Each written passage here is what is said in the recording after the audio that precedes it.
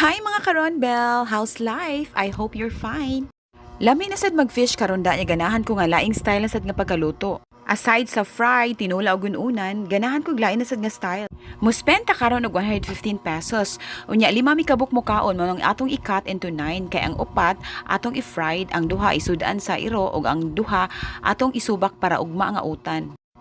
Balig 80 ni ang tulo ka isda, yang okra 15, itlog city, tamatis 2, bombay, tunga ra siya kay sa sunod na pud ang tunga, city ang presyo ani karon, loy at 3, kulikot piso og saging 2. Nispend tag 115 karon mga karon bell, medyo bugat siya pero lima mamikabok mo kaon karon before tulura nya okay ra kay daghan man siya nutrients nga makuha sama sa okra rich in vitamins A and C as well as antioxidants nga makatabang siya reduce sa risk of serious health diseases like cancer, diabetes ug stroke ug heart disease sad nya good source of magnesium and folate. Ug ang isda sa laing bahin nga mao ang tamarong or scad na siya sa omega-3 protein, vitamin A, B12, D and selenium which are essential nutrients that help regulate various organ functions. Ug hapit na maluto atong kaldeo or kaldilyong isda.